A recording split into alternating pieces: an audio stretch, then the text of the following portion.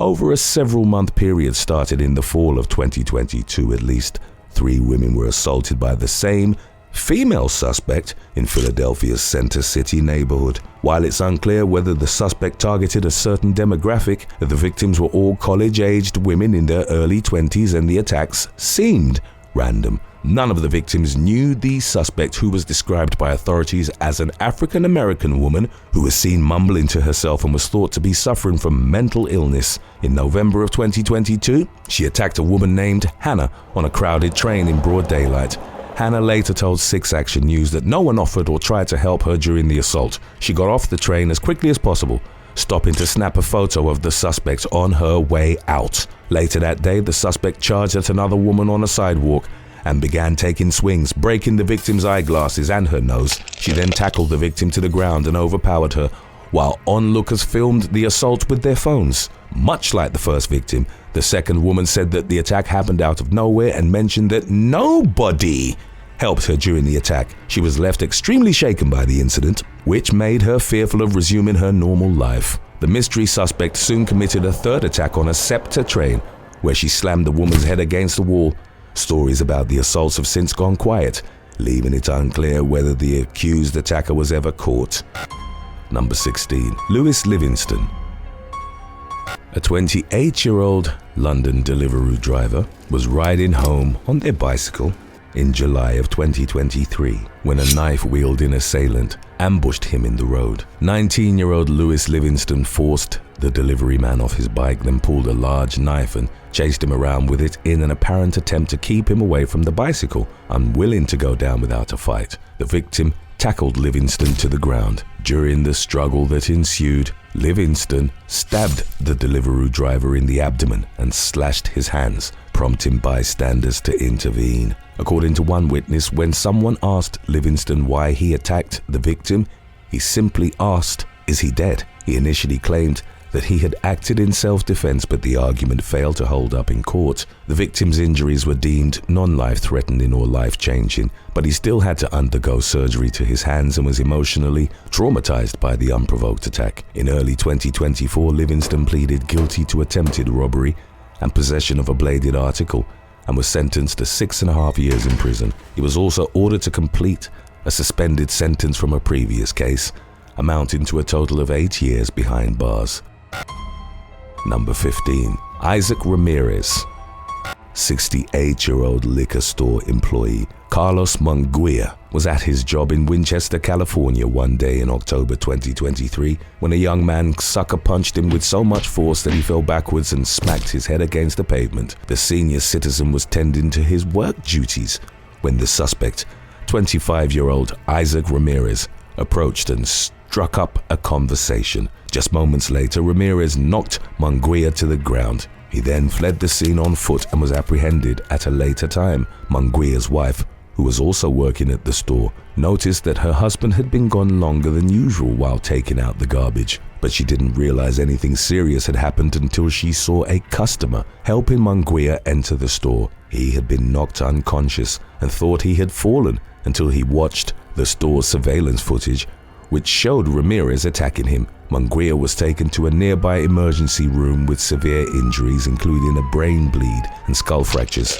During his first several weeks in the hospital, he was unable to talk and could barely open his eyes. He also suffered from major memory problems and didn't always recognize his family members. Speaking with local station KTLA, Munguia's daughter-in-law, Alma Romero, said that the family didn't know what the conversation between Ramirez and the victim was about. But Ramirez had no logical reason to attack her father-in-law, according to Romero, who said that Munguia was quick to help those in need and would have given the suspect food or money if he had asked for it. 2 months after the attack, Munguia's family said that his condition was slowly improving. His awareness was improving, but he was still confused and didn't fully understand the situation he was in. By then, he had undergone multiple surgeries, and it remained uncertain whether he would make a full recovery. Ramirez was charged with felony counts of assault and cruelty to an elderly person. Records show that he's serving time at Folsom State Prison and will become eligible for parole in December 2025.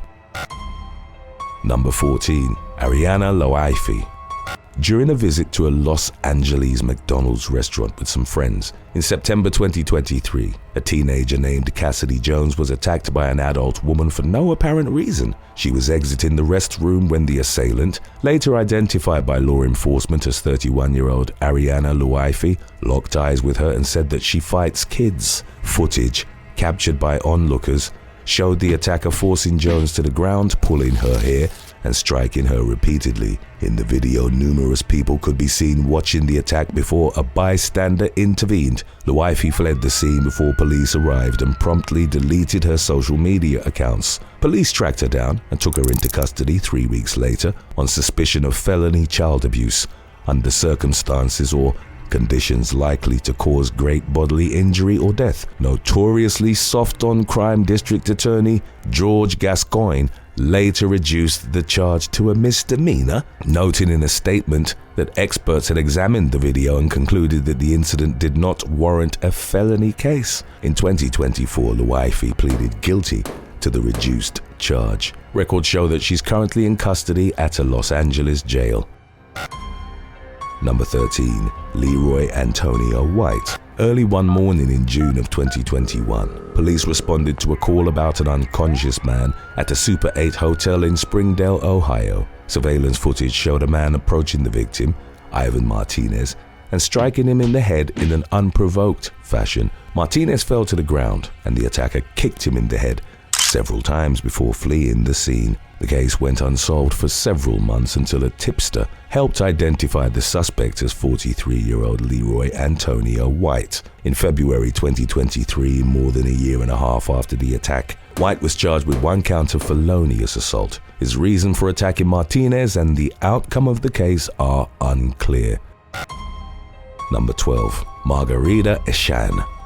In March of 2022, a woman identified by police as 33-year-old Margarita Eshan punched a stranger in the head for no apparent reason inside a parking garage at the Glendale Fashion Center in California. She then fled the scene, prompting law enforcement to put out a wanted notice. While it was unclear whether the women exchanged any words, it was evident, based on surveillance footage of the incident, that the victim was caught completely off guard by her attacker. In the video, the victim could be seen turning around and looking at Eshan before continuing to walk away. 2 days later, the suspect returned to the mall at around 2 a.m. and began screaming out of control. While investigating the situation, a guard recognized her as the attack suspect and called the police. Eshan fled the scene, but responding officers quickly caught up with her and took her into custody. At the time of her arrest, she had several social security and food stamp cards that didn't belong to her, along with some heroin. Eshan was charged with battery, identity theft, and possession of a controlled substance,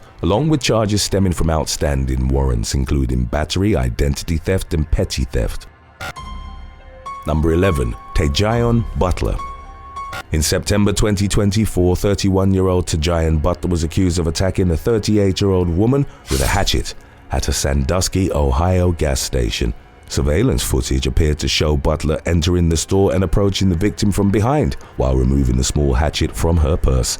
She hit the woman in the head and neck, and they fell to the floor during the scuffle that followed while an employee tried to break up the fight. The victim managed to wrestle the weapon away from Butler, who allegedly got into her vehicle and sped straight at the woman, stopping just in time to avoid hitting her.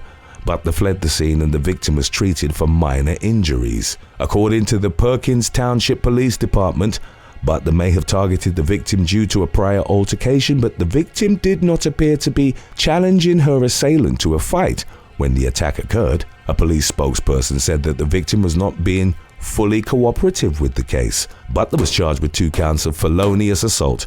She pleaded not guilty and was released from the Erie County Jail after posting bond.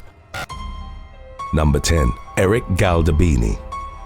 A 21-year-old Florida woman was taking a morning walk with her boyfriend in their Palm Coast neighborhood in early 2024 when the same Jeep began driving past them repeatedly. The man behind the wheel, later identified as 56-year-old Eric Galdabini, was trying to pick the woman up, but she wasn't interested. Her boyfriend told him to get lost, but instead he parked the Jeep nearby and charged at the couple. Galdabini went at the woman's boyfriend, leading to a brief struggle between the men before the boyfriend pinned him to the ground and briefly placed him in a chokehold. Armed with a knife, Galdabini stabbed the boyfriend, who punched him twice. He managed to free himself from his attacker and ran across the street, where his girlfriend and a neighbor were waiting in a nearby driveway. The knife-wielding stranger calmly walked past the trio with the knife in his hand, then got into his Jeep and drove away. Using doorbell camera footage, police were able to identify Galdabini as the attacker. They pulled him over after spotting his Jeep at an intersection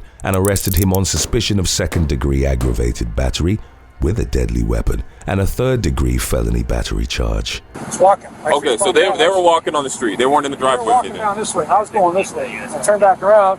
She said something. I think she wanted to ride or something. So I stopped. You start freaking. I didn't know they were together. Okay. We started freaking out. So you drove past, and then you backed up. No, I just turned on. Okay, so you drove past them, you turned back around, and then you re-engaged with them.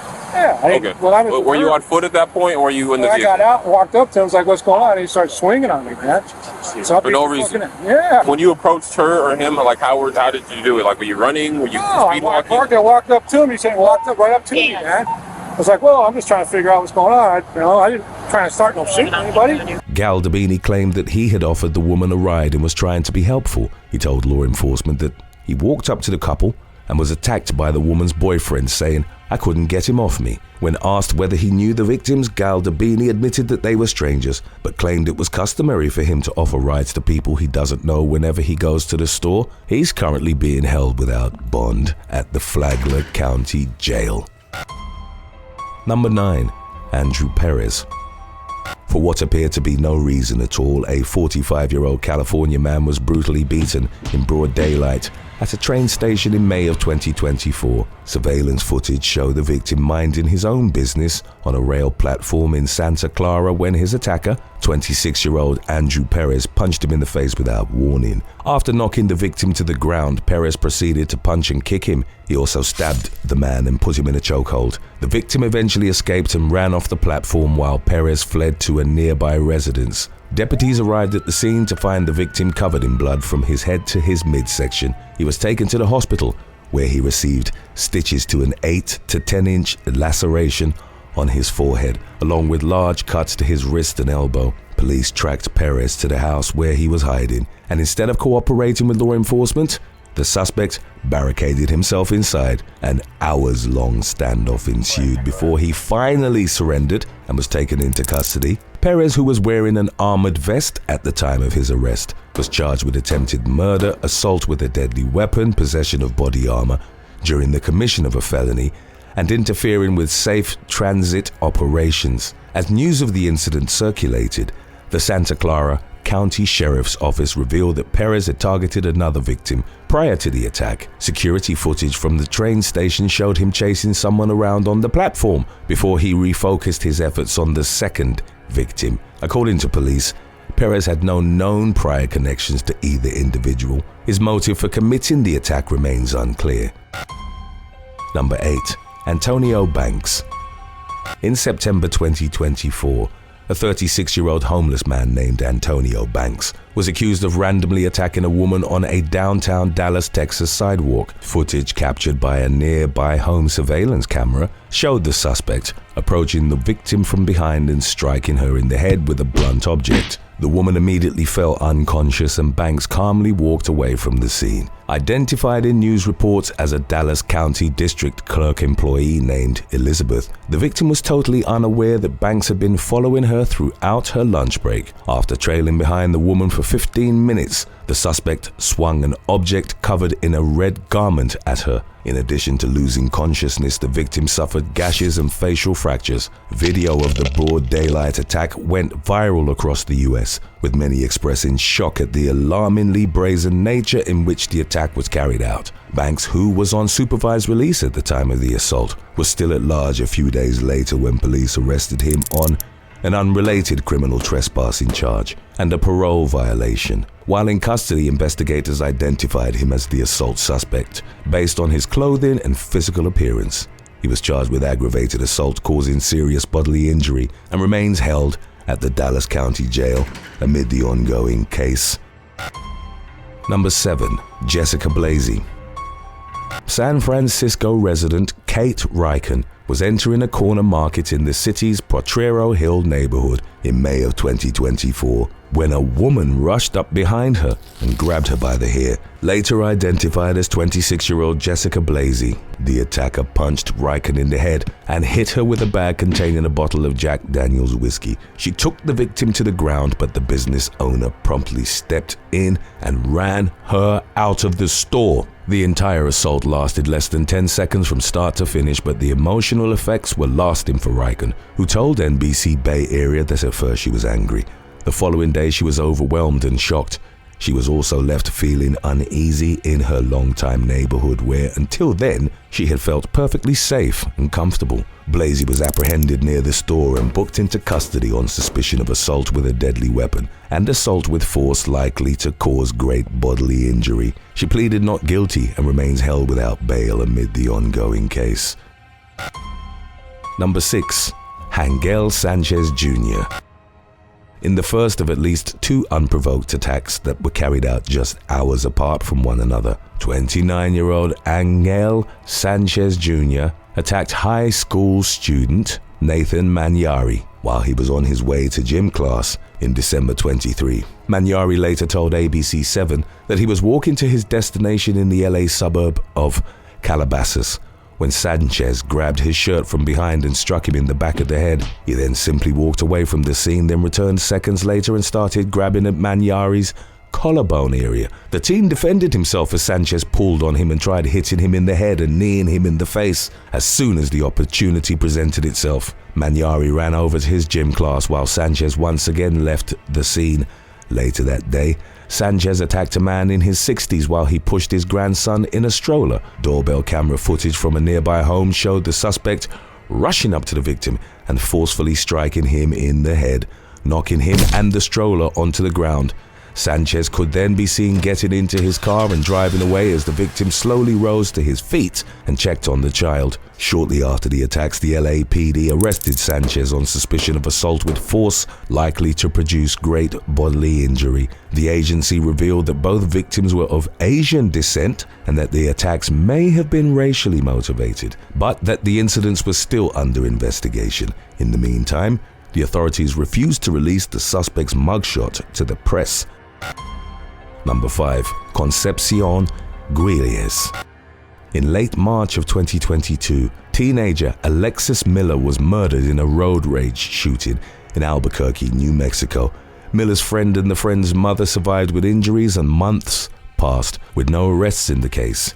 In August of that year, police connected a truck involved in the shooting to a 19-year-old suspect named Concepcion Guilles. At around the same time, the vehicle was involved in an attempted broad daylight robbery during which a rifle was fired and a man was assaulted. The victim, Alfonso Gallegos, was taking his morning walk when he was shot at and hit by a truck matching the description of Guilles's vehicle. Following his arrest for the botched robbery, Guilles claimed that the crime was his passenger's idea and that he only used his truck door to knock the victim over. He reportedly told police that he wanted to steal a gun that Gallegos was open carrying in his waistband. Guilles denied firing the rifle that was discharged at the crime scene, but police admitted that they weren't sure if he acted alone or if he really had a passenger in his truck. Despite his denial of being responsible for the gunshot, Guilles was charged with armed robbery, aggravated battery with a deadly weapon, aggravated assault, and conspiracy.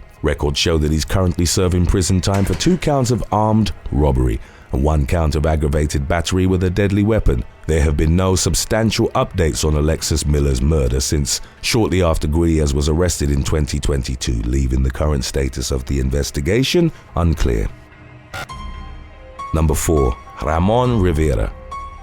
In a broad daylight spate of attacks that left 2 men and 1 woman dead in November of 2024, a mentally ill homeless man with a lengthy criminal history murdered 3 innocent civilians in New York City. identified by police as 51-year-old Ramon Rivera. The suspect stabbed the victim seemingly at random throughout Manhattan. In surveillance footage captured before the crime spree, Rivera could be seen putting a long knife in his sweatshirt pocket. Armed with 2 blades, he carried out his first frenzied attack in Chelsea, where he stabbed 36-year-old construction worker Hangel Latalandi in the stomach at around 8:20 in the morning.